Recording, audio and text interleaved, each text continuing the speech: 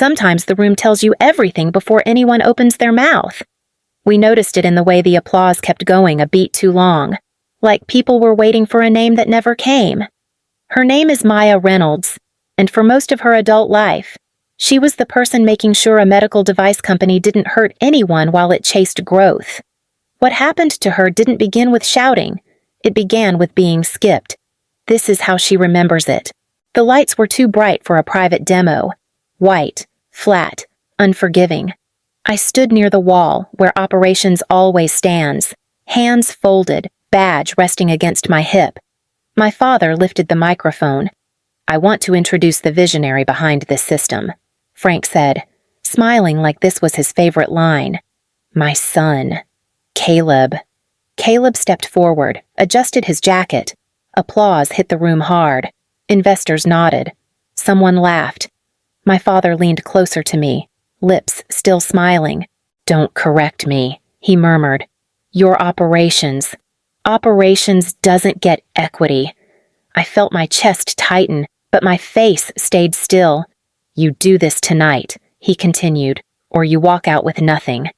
The device behind him moved smoothly, exactly as designed, exactly as tested, exactly as I'd signed off on week after week.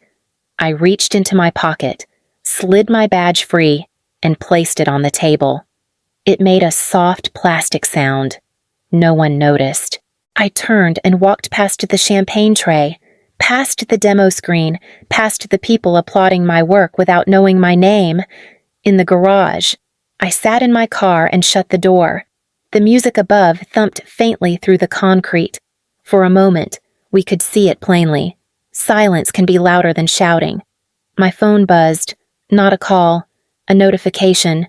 Weekday. 5 o'clock. Licensed supervisor acknowledgement required. I stared at the screen. I'd pressed approve through funerals, fevers, and holidays I wasn't invited to. Pressing it meant the system stayed live. Pressing it meant peace. Upstairs. I imagined my father raising a glass. I didn't imagine an apology. I put my thumb on the screen and breathed out. If this story made you pause for a second, stay with it. I tapped decline. The notification stayed on my screen after I turned the car off. I didn't swipe it away. I never did. It felt wrong to pretend it wasn't there. 8 years. That's how long I'd been pressing approve without thinking about what it cost me. I drove home instead of back to the building.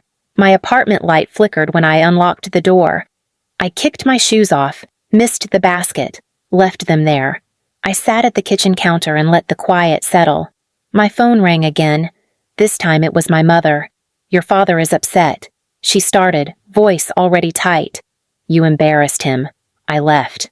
I told her. That's all. She sighed. I could hear the television in the background. Caleb's laugh cut through for half a second. "You didn't have to make it dramatic. I didn't say a word. That badge thing," she added. "People saw." I closed my eyes. I could still hear the applause, still feel the heat of the lights. Caleb didn't even look at me. I said, "Not once." Silence stretched. We noticed how that pause landed heavier than any argument. She cleared her throat. "Your brother had a big night. You know how fragile he gets." I stared at the notification again. Licensed supervisor acknowledgement required. Same words. Same time. Different weight. I stayed late fixing his mistakes. I said quietly, "I covered things you never knew about." "You're good at that," she replied. Keeping things steady? That was always the compliment. After the call ended, I poured a glass of water and didn't drink it. My hands were steady. That surprised me. I opened the system logs on my laptop. Green check marks, clean audits, every signature mine. Tomorrow. They'd call it loyalty. Tonight. It felt like something else entirely. The prompt always came at the same time. Weekdays, 5 o'clock. Like the system had a better memory than anyone in my family. Licensed supervisor acknowledgement required. I set my phone on the counter and walked away. Came back, picked it up again. My thumb hovered where it always went. I remembered approving it from a hotel bathroom once. suit hanging on the door, my cousin's wedding happening without me. I remembered pressing it with a fever, leaning against the sink so I wouldn't pass out.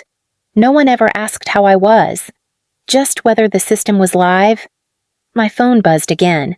A text from Caleb. "Dad says you're being dramatic." I typed, deleted, typed again, let it go. The system didn't care about drama. It cared about logs, about names, about licenses that couldn't be faked without consequences. I opened the internal dashboard. Everything was green. Too green. Clean in a way that meant hours of work no one saw. My father's voice slid back into my head, low and calm.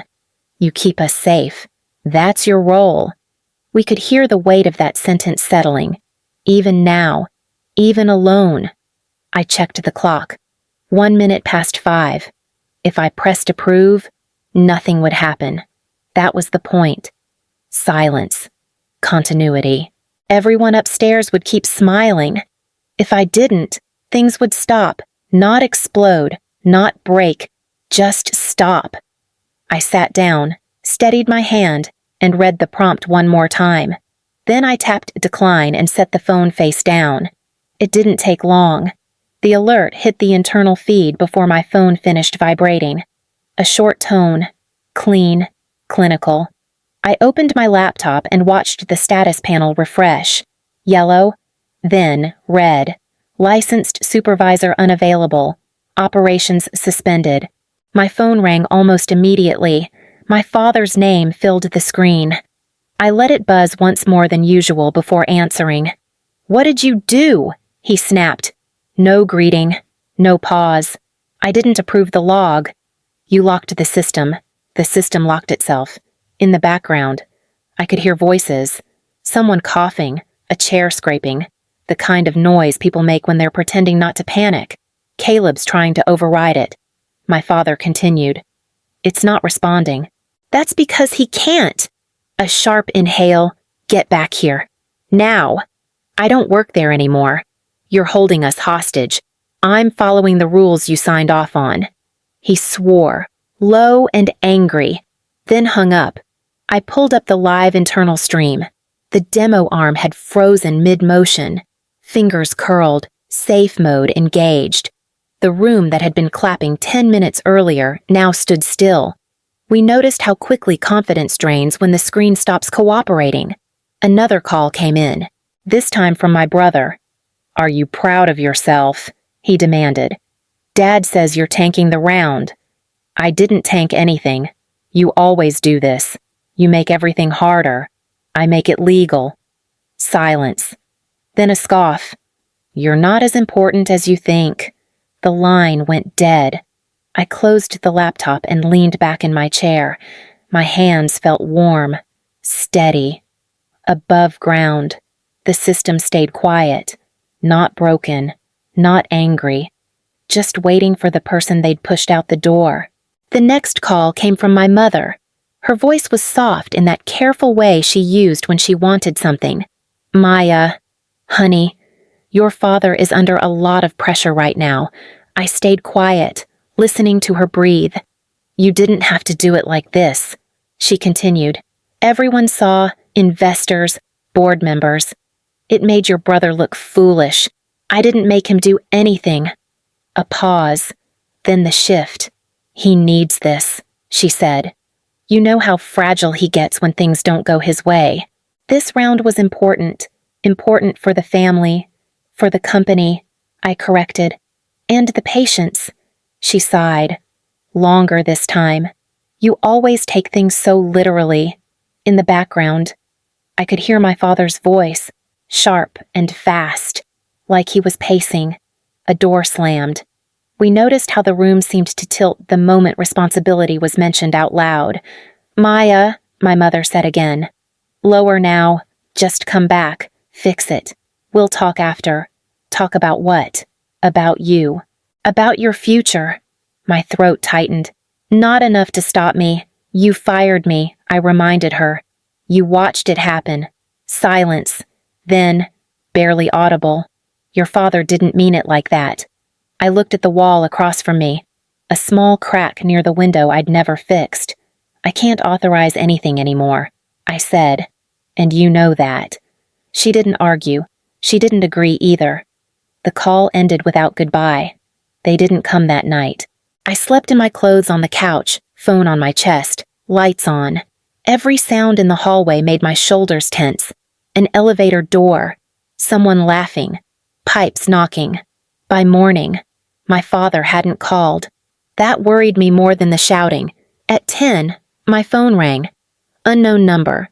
Maya Reynolds, a man said, calm, practiced. This is Agent Harris.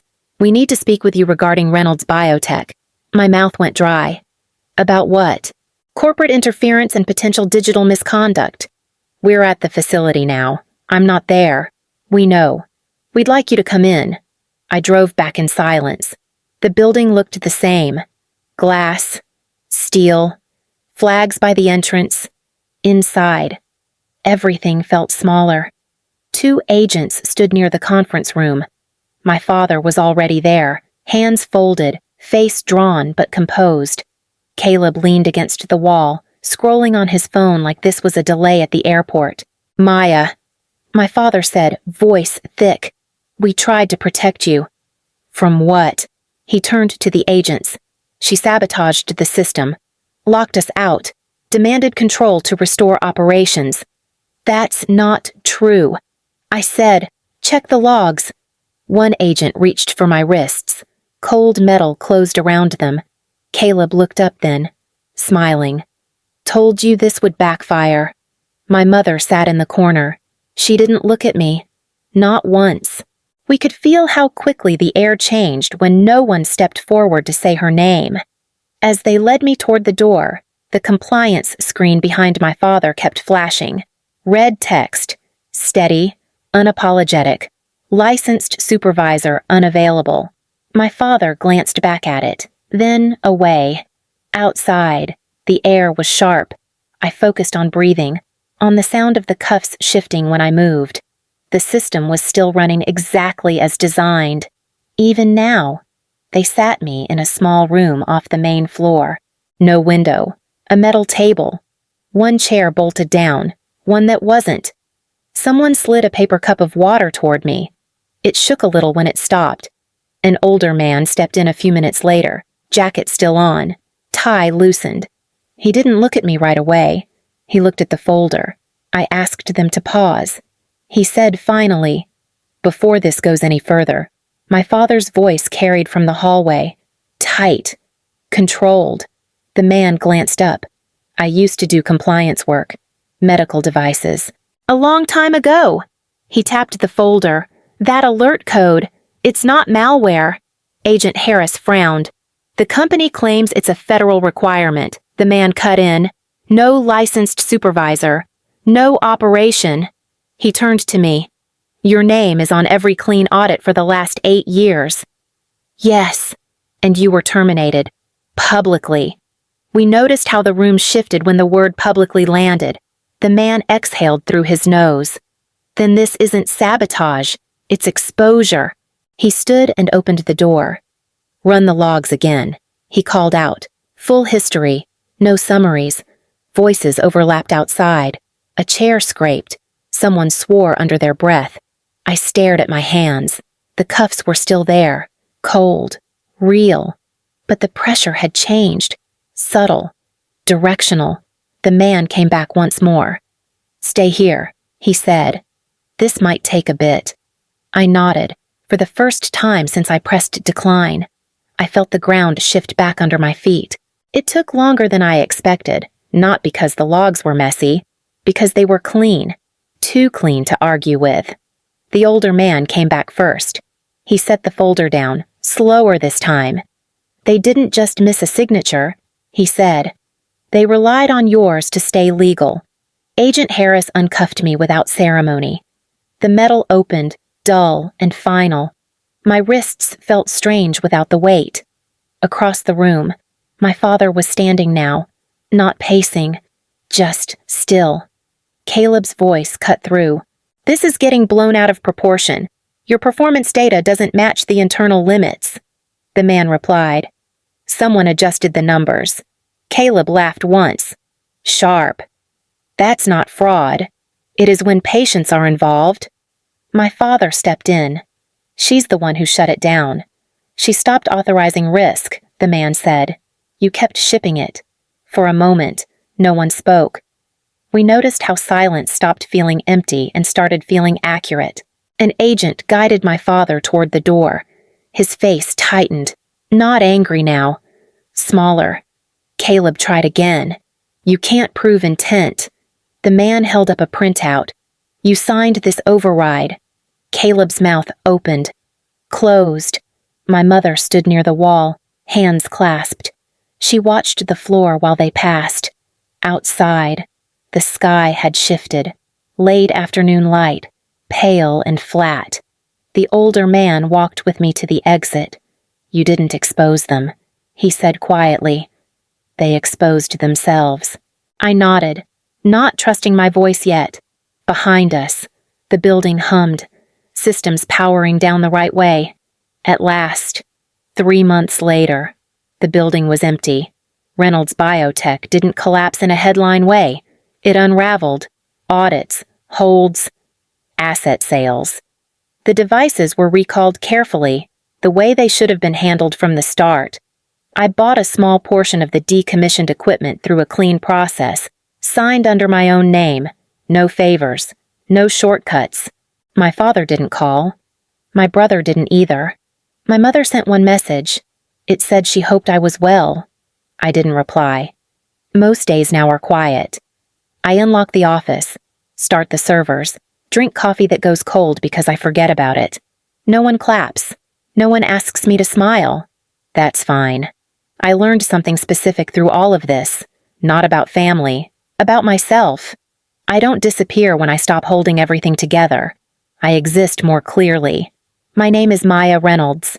The system answers to me now because I built it that way. If this moment stayed with you, you already know why. We stayed quiet at the end because this was the part where nothing needed to be taken back.